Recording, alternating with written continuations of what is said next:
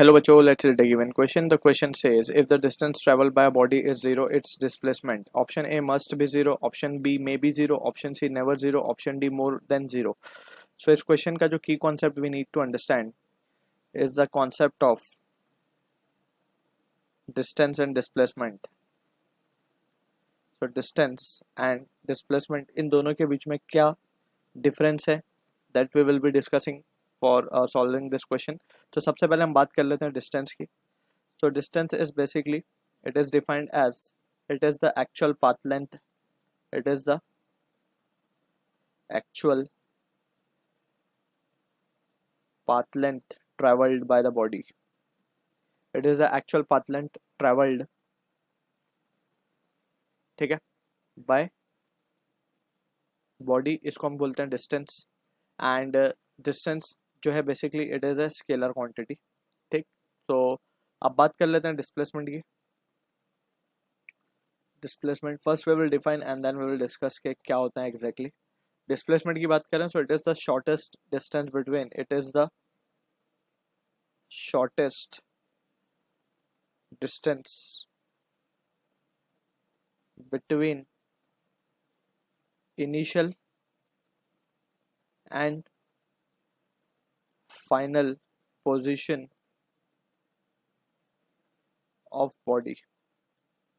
इसको हम डिफाइन करते हैं डिस्प्लेसमेंट. सो डिस्प्लेसमेंट बेसिकली एक वेक्टर क्वांटिटी होता है.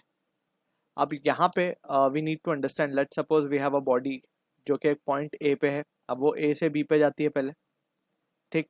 Now again it comes from B to C. अब यहाँ पे हम देख सकते हैं कि लेट्स सपोज ए से बी जाने में उसने 3 किलोमीटर कवर किया डिस्टेंस, एंड बी से सी आने में इसने 1 किलोमीटर कवर किया.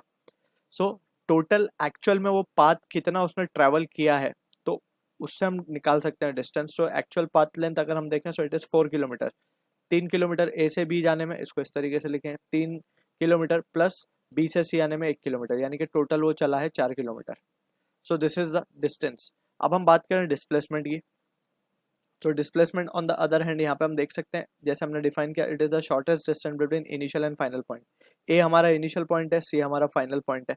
सो शॉर्टेस्ट डिस्टेंस क्या होगा इन दोनों के बीच में, ए से सी होगा ये वाला डिस्टेंस, जो कि होगा 3 - 1 दैट इज 2 किलोमीटर, ठीक है ना. तो यहाँ पे हम क्या लिखेंगे, 3 - 1 that is 2 kilometre will be the displacement. अब यहाँ पे एक चीज हमें समझनी होगी कि हमने माइनस किया है, क्यों माइनस किया, बिकॉज यहाँ पे डायरेक्शन, क्योंकि डिस्प्लेसमेंट हमने डिफाइन किया एक वेक्टर क्वांटिटी है, क्योंकि इसमें डायरेक्शन का इंपॉर्टेंस है. टुवर्ड्स राइट हमने पॉजिटिव डायरेक्शन कंसिडर किया है, यानी ए से बी जाते वक्त हमने +3 लिखा है उसे, ठीक है. तो बी से सी आते वक्त क्योंकि हम उल्टा आ रहे हैं, अब टुवर्ड्स लेफ्ट आ रहे हैं, तो इसीलिए हमने उसको -1 लिखा. तो 3 - 1 विल बी 2. डिस्टेंस में एज सच दोनों में ऐड होगा सिंपली, क्योंकि it is a scalar quantity, right. अब यहाँ पे हम समझ लेते हैं कि क्या हो सकती है condition possible. So possible condition ये है, जो हो मॉड होता है, मॉड मीन्स मैग्नीट्यूड जो होता है, क्योंकि हमने जैसे बताया कि डिस्प्लेसमेंट एक वेक्टर क्वांटिटी है, तो उसके पास मैग्नीट्यूड भी होगा, जो कि 2 किलोमीटर हमने निकाला है इस केस में, और उसके पास डायरेक्शन भी होगा. अब डायरेक्शन क्या है इसका, टुवर्ड्स राइट साइड है.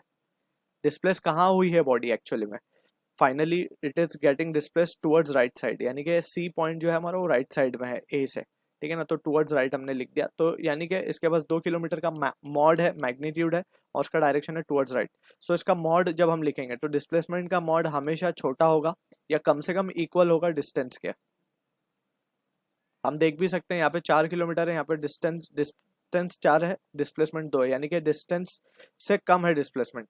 ज्यादा से ज्यादा डिस्प्लेसमेंट डिस्टेंस के इक्वल हो सकता है, बट उससे ज्यादा नहीं हो सकता कभी, ठीक है ना. तो ये condition is the important condition. अब यहाँ पे क्वेश्चन में हमें बोला गया, if the distance travel by the body is 0, यानी कि डिस्टेंस ट्रेवल्ड अगर 0, it's displacement can be 0, right. 0 भी हो सकता है, 0 से कम भी हो सकता है, ज्यादा नहीं हो सकता कभी, राइट.